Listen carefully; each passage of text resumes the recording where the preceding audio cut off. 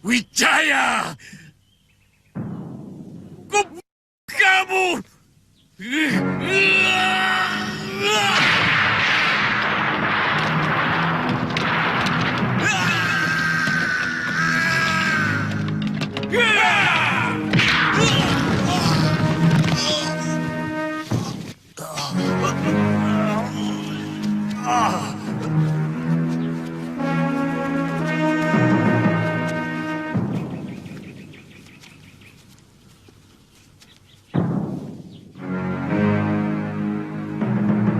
Kebumikan Sang Prabu bersama-sama Arda Raja dengan penghormatan yang layak. Baik, Gusti.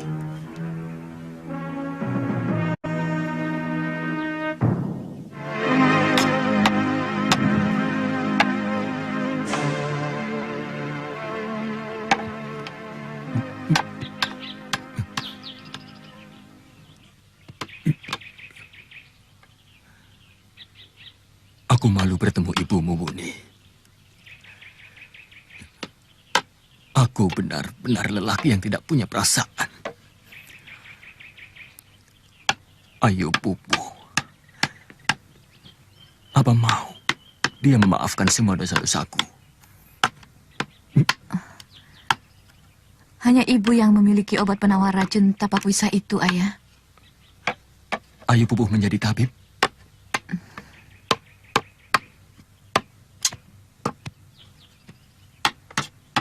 Ya, ceritanya sangat panjang, Ayah. Ibu termasyhur dengan julukan Dewi Tunjung Biru. Ayah pernah mendengar nama itu, Wuni. Tapi pengobat racun yang sangat disegani orang-orang dunia persilatan. Orang memanggilnya Dewi Tunjung Biru karena beliaulah yang mewarisi kembang Tunjung Biru yang sudah sangat langka.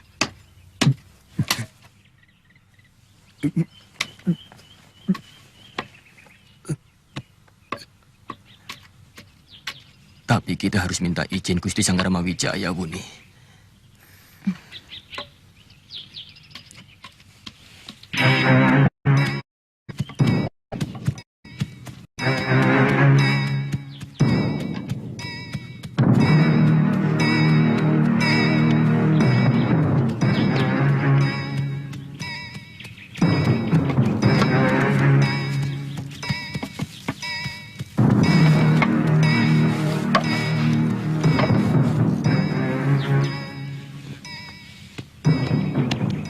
Bagaimana keadaannya, Kamandanu?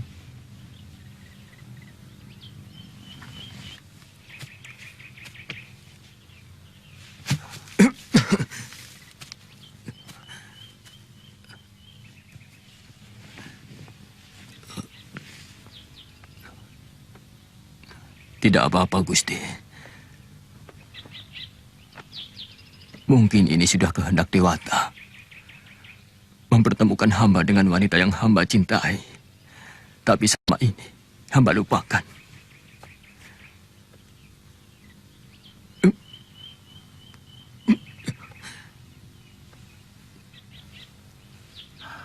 Ibu Sakauni yang pernah Kakang ceritakan.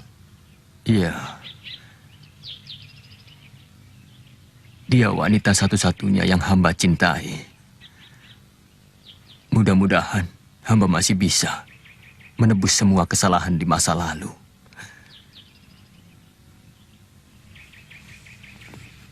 Mungkin ini pemberian Dewata atas dharma Kakang selama ini.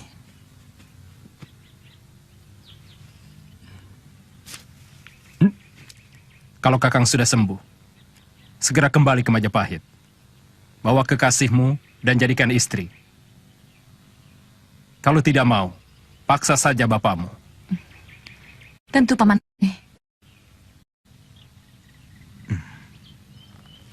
Hamba mohon pamit, Gusti.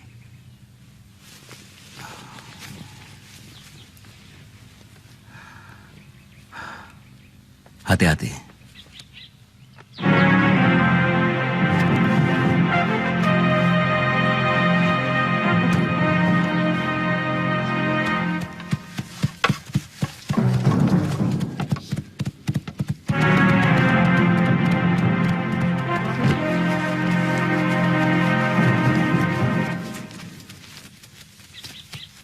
Sepertinya kita masih harus tinggal di tempat ini beberapa hari lagi, Panglima. Ternyata Raja Jawa sangat kaya. Banyak sekali benda-benda yang terbuat dari emas. Tidak apa-apa. Paling cepat Tuan Wijaya baru sampai di Majapahit.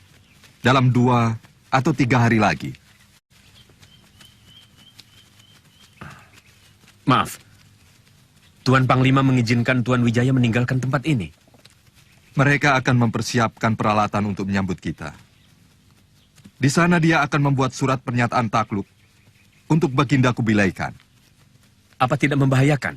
Jenderal Kauseng pikir mereka akan berani melawan kita. Dan lagi, saya ikutkan 200 bala tentara untuk mengawal. Saya yakin mereka akan mampu menangani tentara Jawa itu. Kita sama-sama belum mengenal watak bangsa ini. Apa yang ditakutkan dari sekelompok orang yang hanya pandai menyembah dan tampaknya selalu patuh? Siapa tahu mereka berfalsafah angin yang bisa menyejukkan. Tapi tanpa terduga, mereka bisa berubah menjadi taufan yang sangat mengerikan. Falsafah angin hanya milik penghuni gurun dan padang rumput. Itu adalah kita. Angin ada di mana-mana, Panglima. Kita harus ingat bahwa Raja Tumapan yang berani menentang Baginda Kaisar adalah juga seorang penakluk. Mereka berhasil mengalahkan negeri Bali, Madura, Bakulapura, Sunda dan juga Suwarnabumi, yang selama ini selalu minta perlindungan Baginda. Kita hancurkan semua yang berani melawan kita.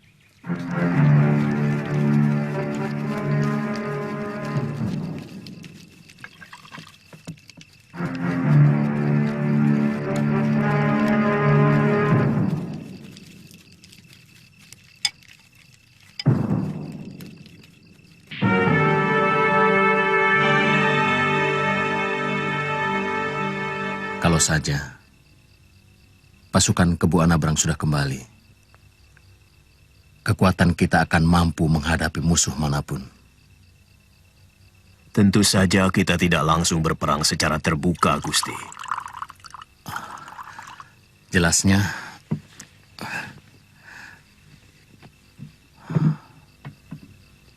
Bagaimana, Paman? Bertahap. Kita dulu pasukan yang mengawal kita.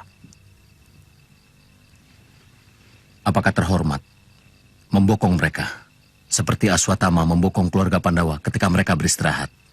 Tapi Gusti, bagaimanapun juga, sikap mereka kepada kita tetap bermusuhan. Mereka masih mencurigai kita. Buktinya, sejak sampai sekarang ini, mereka masih tetap mengawasi kita dengan menyertakan pasukan mereka yang sangat pilihan dengan dalih untuk melindungi kita. Betul, Gusti. Kalau kita lihat betapa cermatnya perwira Yungfo mengamati kekuatan kita. Tapi kita tidak akan mengadakan perang secara terbuka. Harus ada sebab. Yaitu sebab yang kita rekayasa.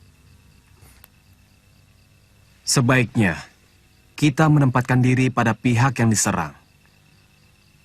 Sehingga secara akal sehat, kita punya alasan yang kuat bahwa kita sedang mempertahankan diri. Pasukan Ikemisi dan Jenderal Sipi pasti akan menyerang kita habis-habisan. Kita susun rencana khusus sesudah kita tiba di Majapahit.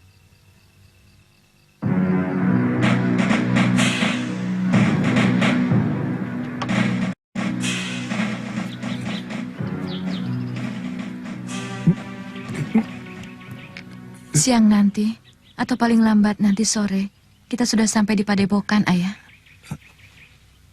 Ayah sudah beberapa tahun tidak bertemu ibumu. Tentu pangling. Ibu tampak awet muda, Ayah. Ibumu yang pangling kepada ayah.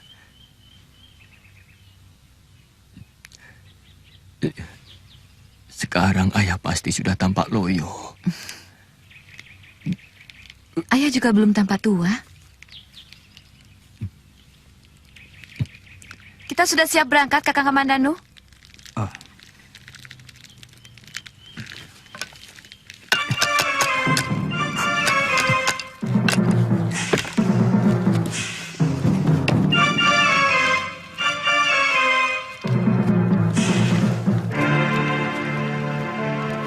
Kita akan mulai naik turun bukit, Gusti.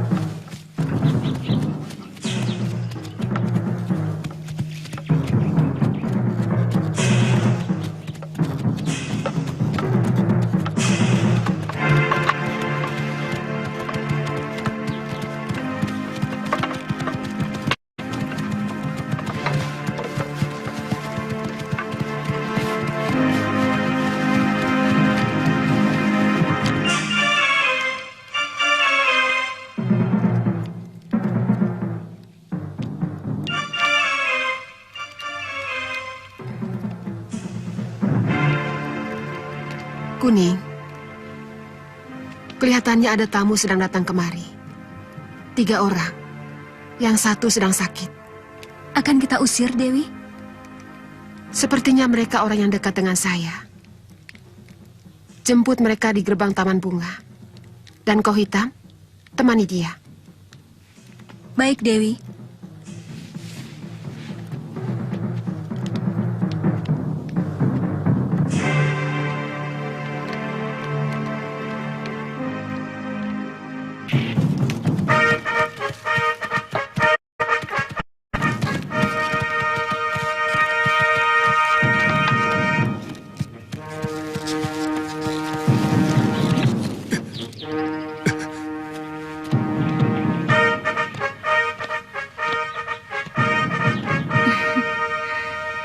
Ibu di dalam sanggar, Tunjung Kuning? Benar, Dewi. Guru yang menyuruh kami berdua menyambut Dewi dan Arya.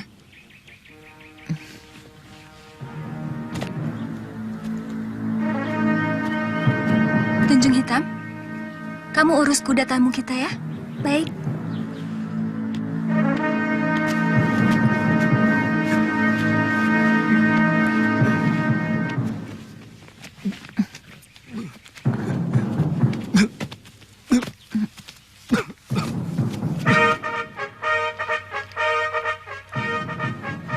Mau apa dia kemari?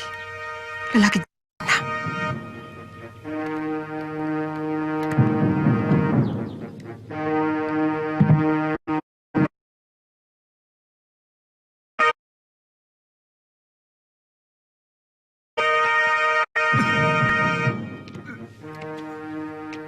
Ternyata yang datang Nini Sakawuni dan Arya Kamandanu.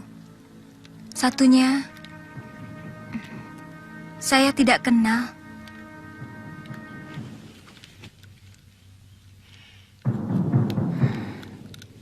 yang mereka bawa, makhluk yang paling berbahaya untuk wanita seperti kamu.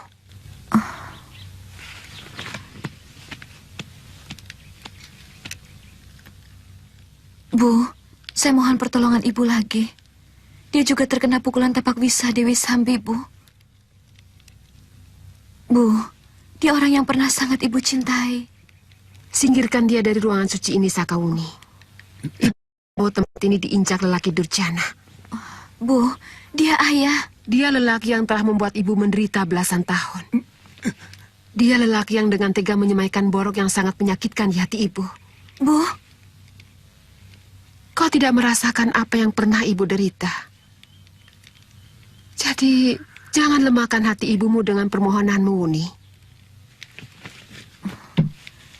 Bu, dia ayah saya. Orang yang harus saya hormati sesudah ibu. Dan ingat, seorang tabib harus memberi pertolongan, meskipun dia seorang musuh. Apalagi dia ayah saya sendiri, Bu.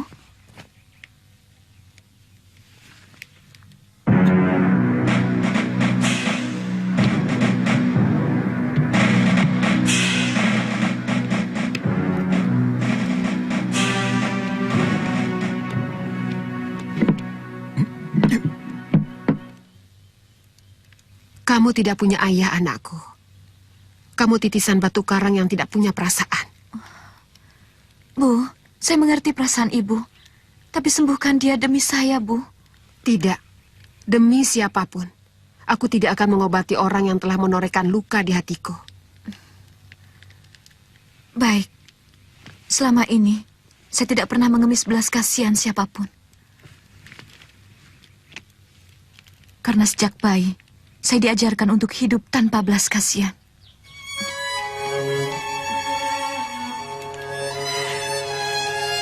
Kamu menyalahkan aku, Sakawuni. Apa bisa dibenarkan? Seorang ibu meninggalkan bayinya begitu saja.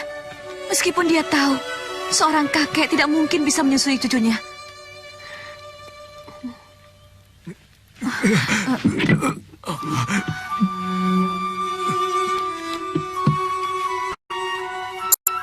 Dia yang memaksa aku melakukan itu.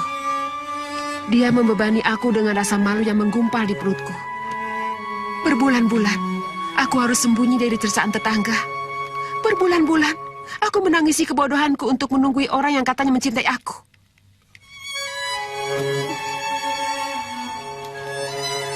Maafkan aku. Aku memang salah, Pupu. Tidak usah membenarkan kesalahan sendiri dengan kesalahan orang lain, Bu. Apakah salah seorang yang disakiti kemudian menyimpan dendam? Apa bisa dibenarkan? Dendam kepada orang lain harus ditimpakan kepada bayi yang tidak berdosa? Kenapa kau bela dia, Wuni? Dia menitiskan saya ke dunia. Dia ayah saya, Bu. Ayah? Pupu, kamu boleh menuduh aku apa saja.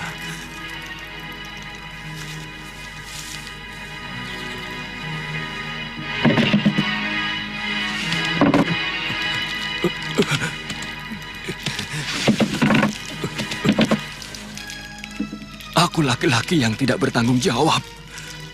Aku laki-laki yang telah menghancurkan hidupmu. Dan laki-laki yang telah menelantarkan anakku. Tapi tolong, jangan sebut aku sebagai durjana yang telah menodai kamu, Pupu.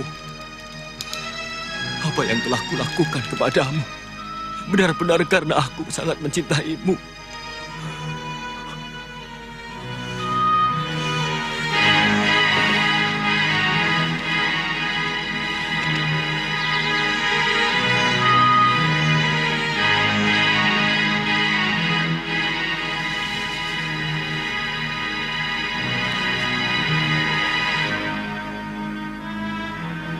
Gombal, kenapa kamu selalu berusaha menghindar waktu aku menyusul ke Singosari?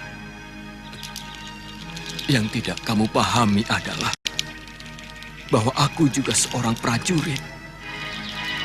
Sebagai manusia, aku hanya mencintai kamu, Pupu.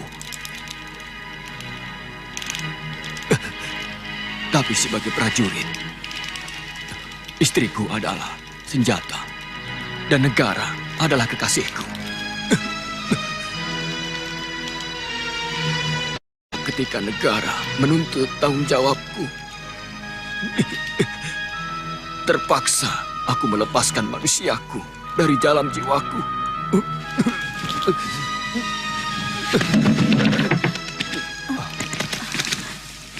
Ayahmu pingsan lagi.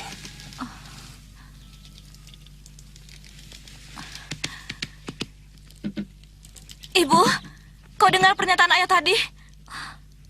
Pernyataan yang paling jujur dari seorang kesatria.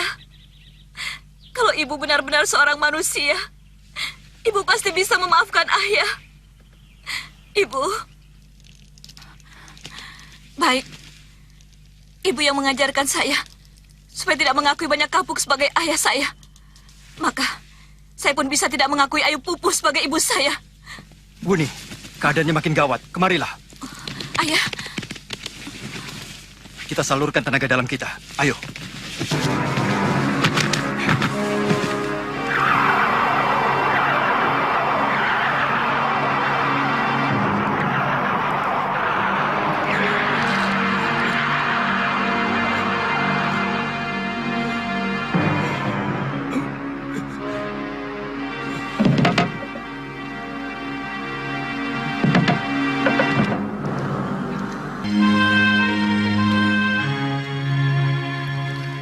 Mudah-mudahan bukan karena kewajibanmu sebagai seorang tabib, Pupu.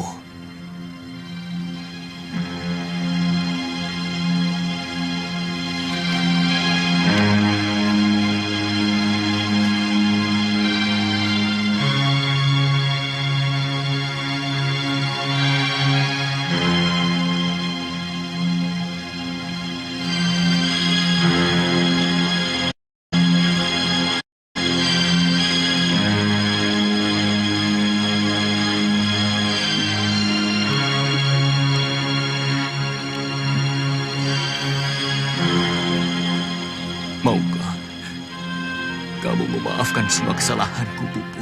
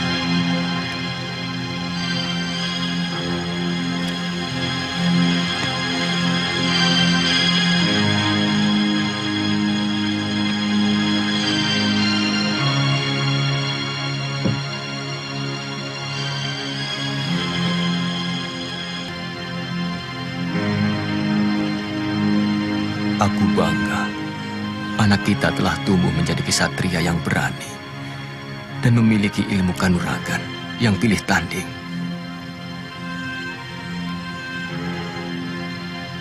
Sebenarnya, Kita harus meminta maaf kepada Sakawuni. Kita yang telah membuat dia menderita selama ini. Sedikit pun kita tidak pernah berpikir bahwa masih ada yang lebih menderita karena perbuatan kita. Iya. Kamu ingin memperbaiki kesalahan itu, Pupu.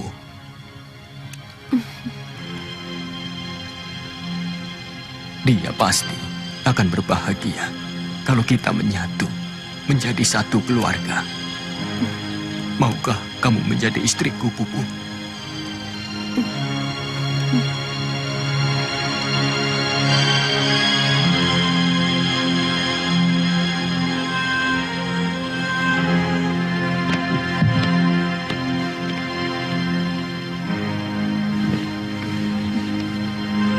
Disaksikan Dewata. Satukan ikrar kita sebagai suami istri. Aku tahu umurku tidak akan lama lagi, Pupu. Aku ingin perpisahan menjadi perpisahan yang jernih, tanpa secuil pun dendam.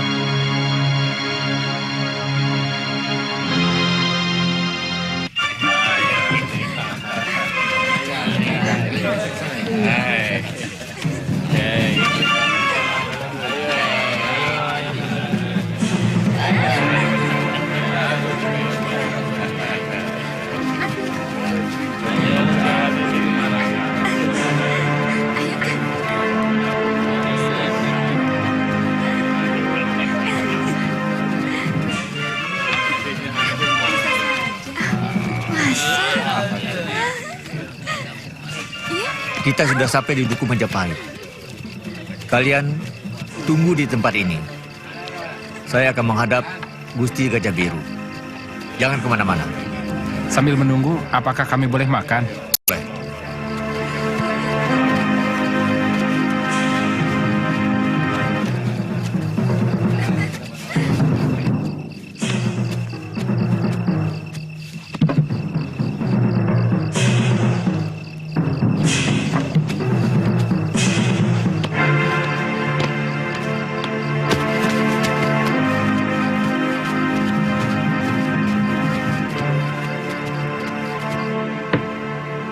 Silakan, Gusti.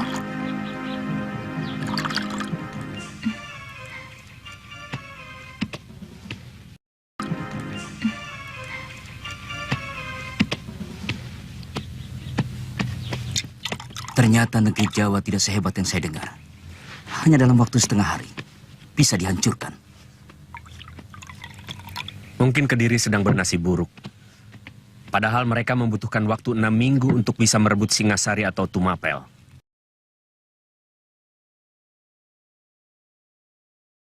Lebih unggul, dia yang akan memenangkannya. Nasib penolong orang hanya sekali, tapi siasat akan menolong kita beribu-ribu kali.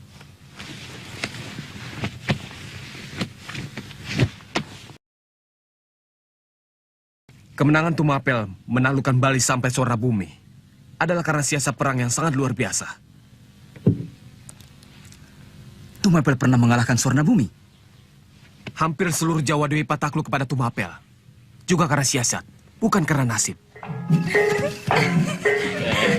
Ayo, sampai pagi. Sampai pagi. Ayo. Bagaimana kan?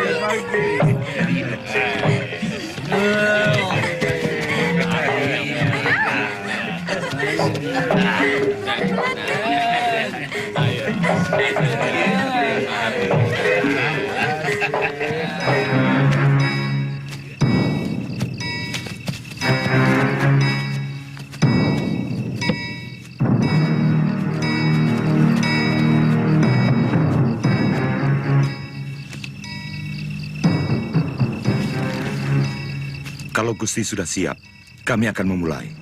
Mereka sudah mulai terpancing. Kamu mulai saja. Rapodang dan Gajah Biru sedang menempatkan pasukannya. Baik, Gusti.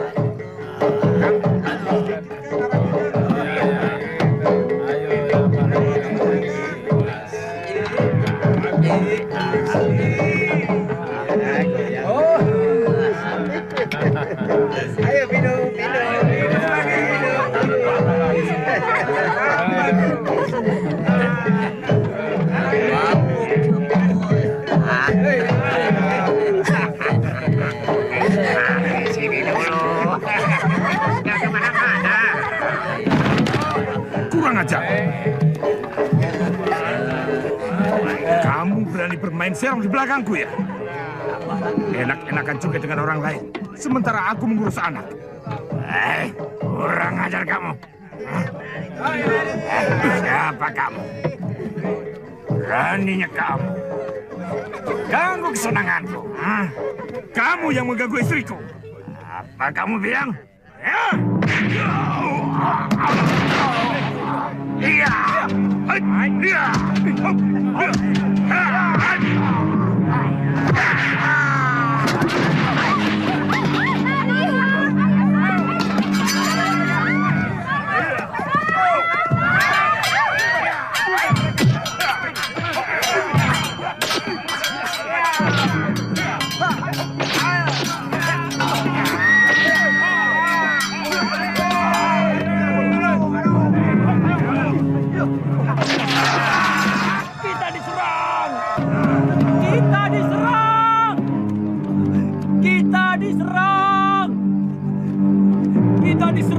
Siapa yang menyerang?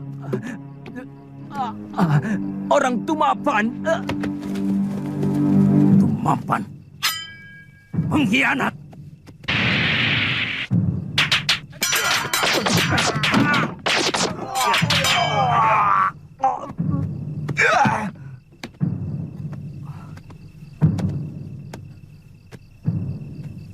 Benar kata Tuan.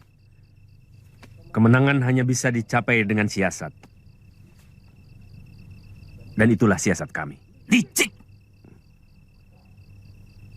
Licik dan cerdik berbeda hanya karena tempat. Menurut Tuan ini licik. Kurang ajar. Tapi bagi kami ini kecerdikan. Kami tahu bahwa pasukan Tuan bertugas untuk menikam kami dari belakang. Kalau kami sudah tidak diperlukan lagi. Kurang ajar.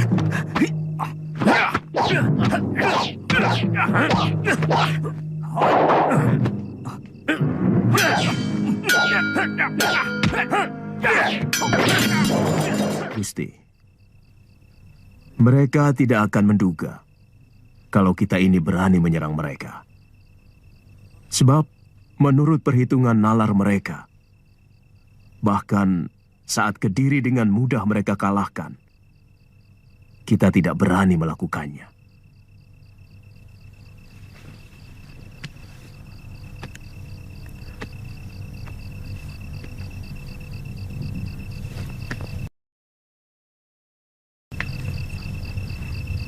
Pasukan kita cukup kalau dibagi dua. Untuk menyerang Canggu, kita tidak perlu mengerahkan pasukan sepenuhnya, Gusti. Cukup dengan 100. Dan mereka akan mengatur rakyat biasa. Dengan sukarela mereka akan membantu kita. Kita akan memakai panah api dan bandulan api.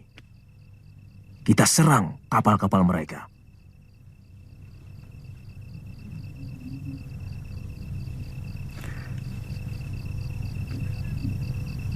Sekarang masalah Kediri. Tolong yakinkan kepada saya, bagaimana pasukan kita bisa menang melawan pasukan kita Nagari yang kuat dan tangguh. Saya percaya dengan serangan dadakan, Gusti.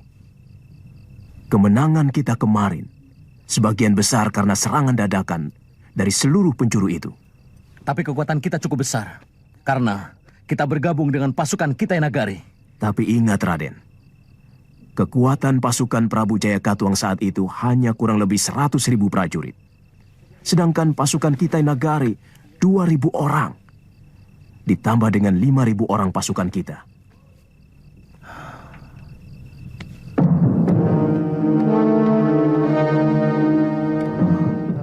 Ada apa?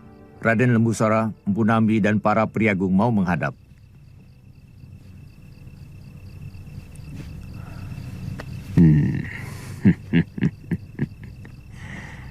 Saya yakin bahwa mereka sudah menyelesaikan pasukan Yungfo dengan baik.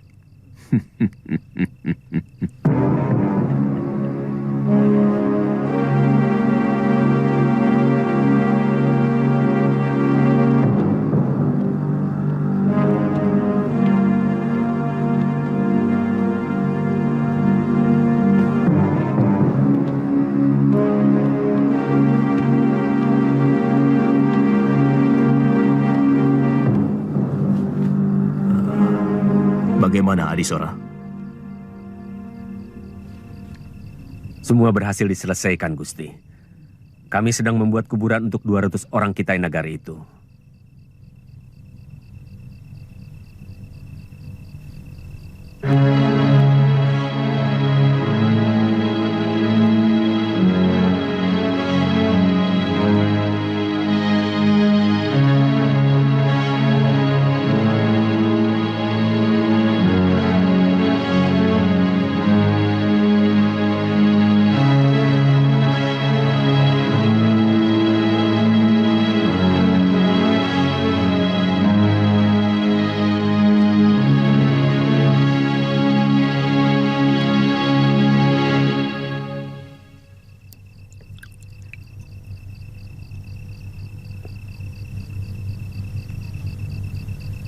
Kenapa, Bu? Air dalam bokor ini menjadi coklat. Kenapa? Kembang tunjung biru ini tidak lagi mampu menjedot racun itu. Biasanya air menjadi kehijau-hijauan. Bu.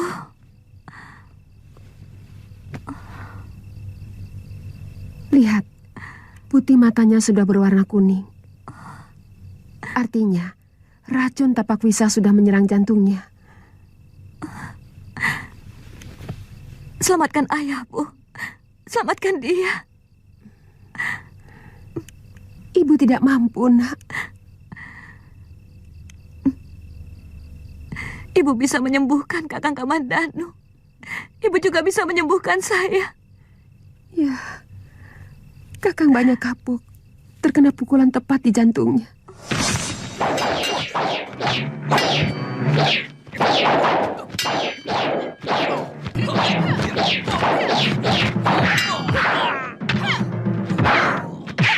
Tapi dia benar-benar luar biasa. Mampu bertahan sampai beberapa hari.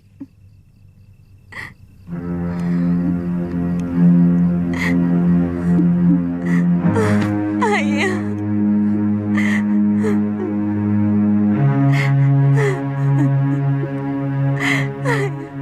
Ayah.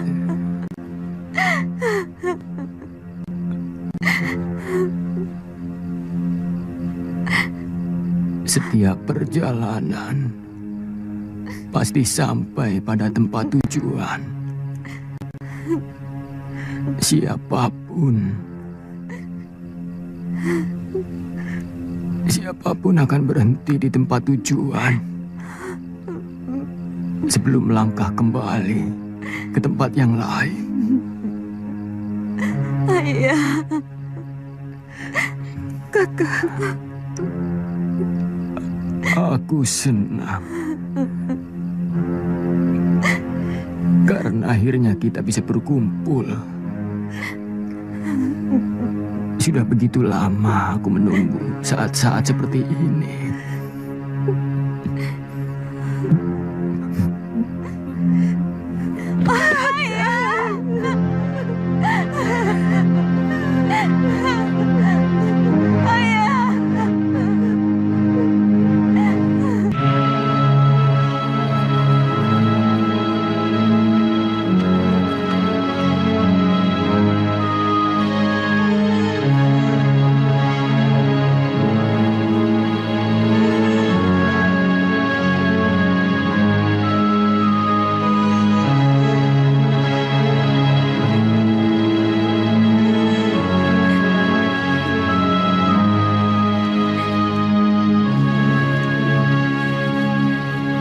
Saya akan meneruskan pengabdian ayah pada Gusti Sangkramawijaya. Saya akan terus mengabdi pada negeri Majapahit.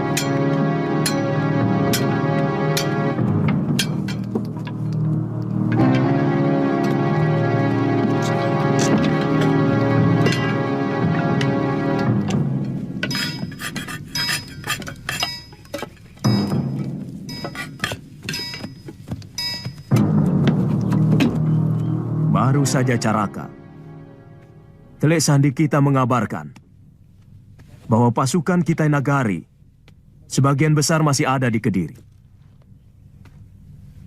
Dan saya yakin bahwa mereka akan lama tinggal di sana. Kita pecah, pasukan kita menjadi 3. Kita akan menyerang dengan cara sembunyi-sembunyi. Maksudnya, kita tidak perang secara terbuka. Tapi kemudian lari. Dengan cara begitulah, mereka akan mengamuk membabi buta. Dalam keadaan seperti itu, kita akan pancing mereka masuk ke dalam perangkap Wakul Buaya Mangap. Dan semua prajurit sudah memakai panah. Kita hanya menyerang dari 3 jurusan. Timur, selatan, dan utara. Kenapa tidak kita kepung dari segala penjuru saja, Kakang? Kita biarkan pintu gerbang barat Kedaton ini bebas, agar ketika pasukan Kitai Nagari sedikit saja merasa terdesak, panglima mereka akan berpikir untuk lari menuju kapal. Apa itu tidak berbahaya, Paman? Kita akan memberi mereka kesempatan untuk mempersiapkan siasat baru untuk mengadakan pembalasan.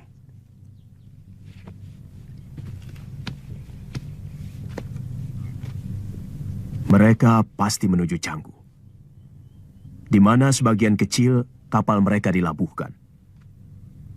Tapi sebelum mereka sampai di sana, kapal itu sudah kita bakar. Itu tugas Gajah Biru, untuk memimpin seluruh pemuda sukarela dengan panah api dan pelontar bola api untuk menangani Canggu. Luar biasa. Benar-benar sangat luar biasa. Kita pasti menang. kita pasti menang. Sebaiknya jangan terlalu yakin diri, Halayuda. Kita ini bukan sedang membangkitkan semangat prajurit. Ini pertemuan pimpinan, di mana kita harus memikirkan 5 atau 10 langkah ke depan. Apa yang akan kita lakukan? Kalau misalnya pasukan Tartar itu tetap bergerak menyerang kita, langkah apa yang harus kita tempuh? Itu jauh lebih baik daripada sekedar menghibur diri. Apa yang dikatakan Nabi benar. Rencana yang baik memiliki 5 sampai 10 langkah kemungkinan. Menurut perhitungan saya, mereka pasti akan berpikir meninggalkan Jawa. Begitu kita hancurkan mereka di Kediri dan di Canggu. Maaf Gusti, apa mungkin mereka rela dipermalukan? Siapapun tidak akan mau, Nabi. Tapi mereka pasti memiliki perhitungan untung dan rugi. Saat ini, mereka sudah membawa banyak sekali harta kekayaan Kedaton Kediri. Juga tawanan yang akan mereka jadikan budak. Di samping itu, mereka sudah merasa mengalahkan sebuah negeri yang pernah menaklukkan Singasari, yang pernah menghina kebesaran Sri Kubilai Khan. Jadi, untuk apa mengorbankan pasukan lebih banyak lagi untuk menyerang Majapahit? Ya, itu kemungkinan yang paling menonjol. Tapi kalau mereka kembali menyerang,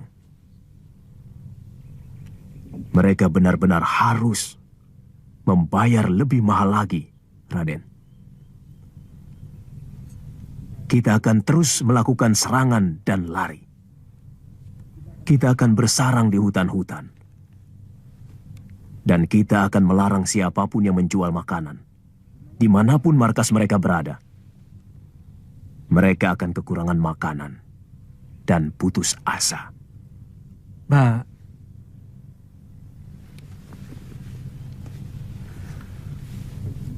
Ini sebuah rencana yang sangat sempurna. Tapi, semua itu tidak akan berjalan dengan baik kalau tidak memiliki tekad dan kemauan yang keras, bebas dari kekuasaan. Saya pernah mendengar ada buronan bangsa Tuan. Mereka sepasang pendekar yang sangat hebat ilmu pedangnya. Buronan? Iya, pimpinan kami yang bernama Putong Bacil sangat menginginkan pedang sakti yang dibawa oleh pendekar bangsa Tuan yang lelaki. Pedangnya besar? Saya sendiri belum melihat. Tapi yang saya dengar, pedang itu sangat sakti. Mungkin memang dia. Maaf, apa Tuan kenal mereka? Mereka adik seperguruan saya.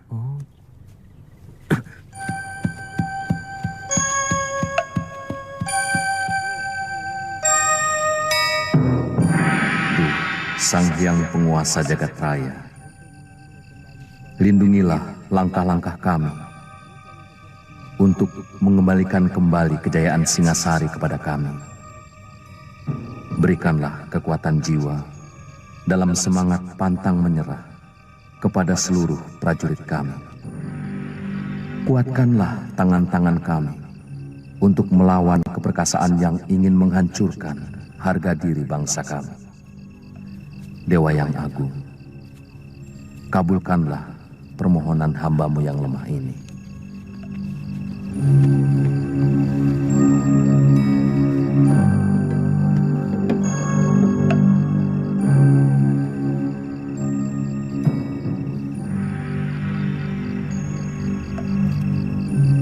Dinda semua belum tidur. Belum, Kanda. Kami tahu keresahan Kanda. Besok Kanda akan memulai lagi perjuangan suci. Kami sangat menyadari bahwa musuh yang Kanda hadapi adalah kekuatan raksasa. Kami cuma bisa membantu Kanda dengan puja dan pinta kepada Sang Hyang Penguasa Jagat.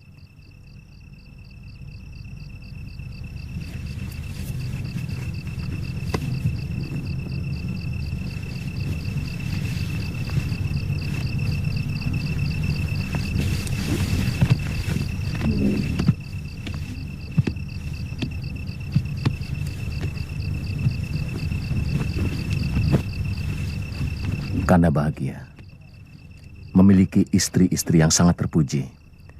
Sehebat apapun sebuah negara, tidak akan memiliki kekuatan kalau kaum wanitanya tidak mampu memberi semangat kepada para suaminya. Apalagi kalau istri-istrinya mementingkan diri sendiri.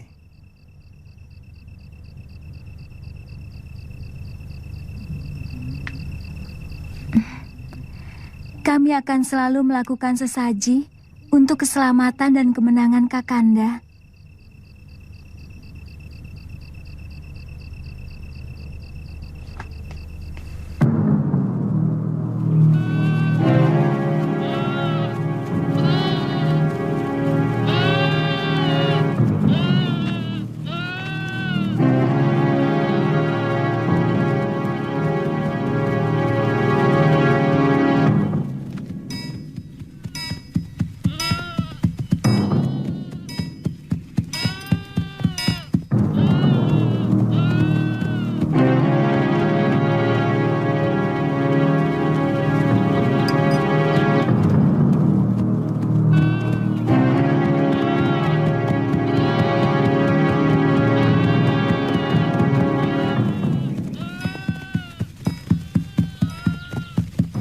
Maaf Kisanak. Kalian mau kemana? Kami mau ke Majapahit, Den. Kabarnya, Gusti Sanggarmi Wijaya mau perang melawan pasukan dari Kitai Nagari. Lalu kalian mau apa? Kami ingin membantu. Sebab, kata kilurah kami, kalau kami mau membantu, maka nanti kami boleh menjadi penduduk Dukuh Majapahit. Oh, maaf, kalau boleh tahu, Raden ini siapa? Apa mau ikut berperang juga? Kami warga Majapahit. Oh, jadi jalannya betul yang itu toh? Betul. Mari, kami jalan dulu. Ya.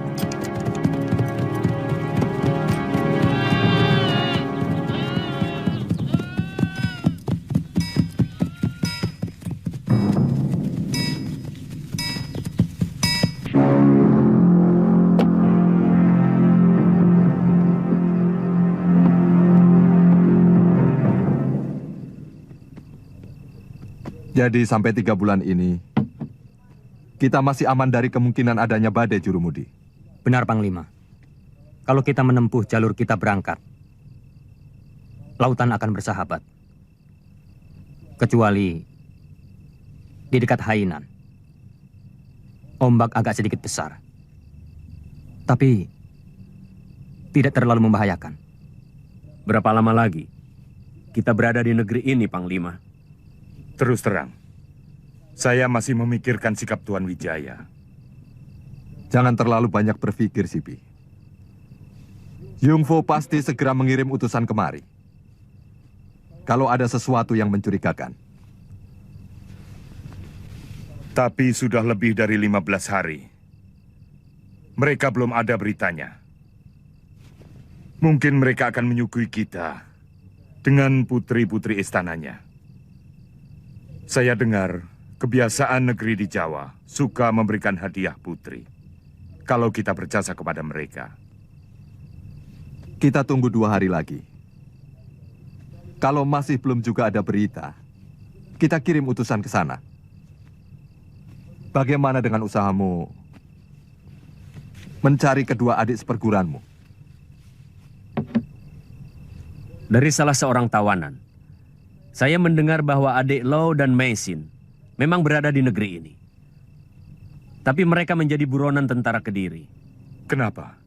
Apa mereka terlibat dalam kejahatan? Jenderal masih ingat tawanan Mengci, pembuat pedang dari Jawa itu? Ya, tapi dia sudah tewas di perguruan Maboyi.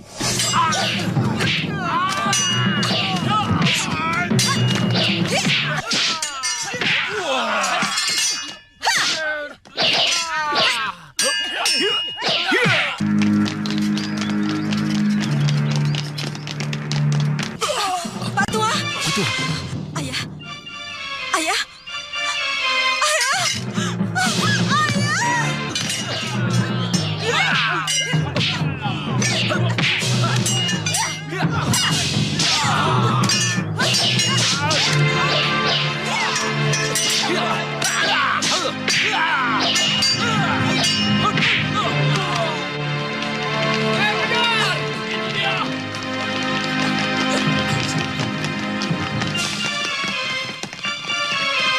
Akibat fitnah dari Mengci, yang sebenarnya hanya menginginkan pedang buatan orang Jawa itu, Guru Maboyi tewas. Kemudian adik Lo dan Meisin buron. Saya menduga mereka pasti kemari. Meisin pernah menceritakan ingin melihat negeri dari pembuat pedang itu.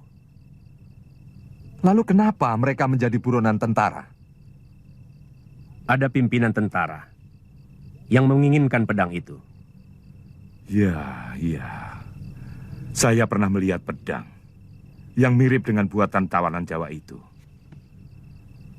Ada seorang pendekar muda Majapahit yang mampu menghancurkan gerbang benteng dengan pedang seperti itu.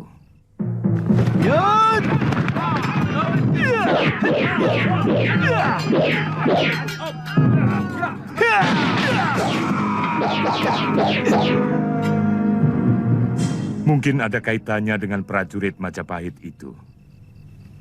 Paling tidak, mungkin pedang buatan tangan yang sama. Atau mungkin pendekar muda itu merebutnya dari tangan Lo Sisan. Saya yakin, ini pasti ada hubungannya. Kalau memang dia dari pasukan Tuan Wijaya, tidak terlampau sulit untuk menemukan dia.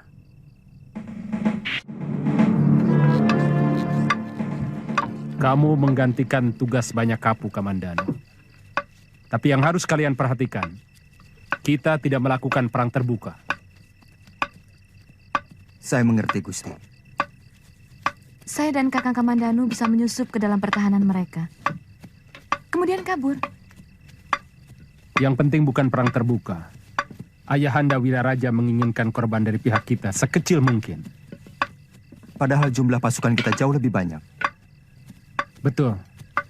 Tapi sebagian besar ditempatkan di garis belakang. Mereka akan menjadi wakul buaya mangap ketika pasukan Tartar mengejar penyerang-penyerang kita. Mungkin serangan pertama akan bisa memancing mereka keluar, Gusti. Tetapi untuk yang berikutnya, saya kurang yakin akan berhasil, Gusti. Mereka pasti tidak mau membuat kesalahan untuk kedua kalinya. Tepat. Kita akan terus mengganggu mereka dengan pasukan gerak cepat yang menggunakan panah. Kita akan menyerang mereka dari 3 penjuru secara serentak. Kemudian lari. Dengan serangan bertubi-tubi, saya yakin mereka akan bingung. Ya, mungkin mereka bisa putus asa. Saat itu kita akan menyerang dengan seluruh pasukan, diiringi tabuhan, yang membuat mereka semakin kacau. Kemungkinan mereka akan nekat, atau mereka akan lari ke kapal. Kita mengharapkan kemungkinan kedua. Itu sebabnya gerbang barat tidak kita serang. Kita berikan pilihan kepada mereka untuk melarikan diri. Kenapa? Bukankah kita bisa habisi mereka? Kita hujani kapal mereka dengan panah api. Kitai Nagari akan mengerahkan seluruh kekuatan untuk menghancurkan Majapahit. Kalau pasukan yang ada di sini dihabisi semuanya. Mereka memang sengaja kita biarkan pergi dengan membawa seluruh harta jarahan dan tawanan. Sehingga di hadapan Sri Kubilaikan, mereka bisa tetap mengaku sebagai pemenang. Siasat yang sangat luar biasa. Dengan begitu mereka tidak datang lagi mengganggu negeri Majapahit yang baru berdiri ini. Maka kita akan bisa membangun pertanian, perniagaan, juga kekuatan.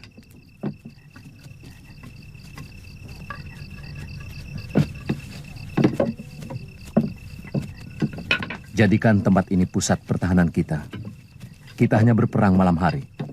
Seluruh pasukan penyerang harus selalu sudah kembali ke tempat ini sebelum fajar. Kalau serangan malam pertama gagal. Tapi mudah-mudahan kita bisa menyelesaikan mereka dalam 1 malam saja. Rencana ini supaya dijelaskan kepada seluruh pasukan yang ada. Baik, Gusti.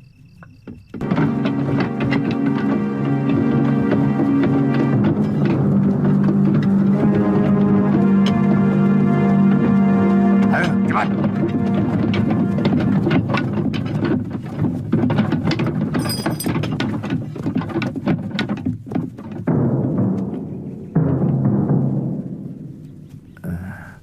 Minta sedekahnya Tuhan, beras kami sudah habis dirampas. Sudah 2 hari kami tidak makan.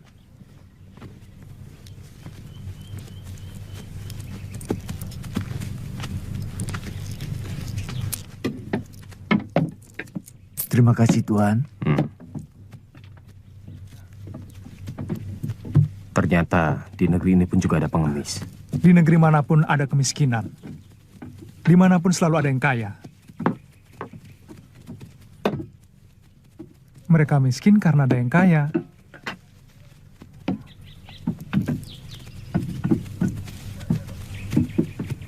Kalau sampai nanti malam, Yungfo belum mengirim berita, besok pagi kita langsung ke Canggu.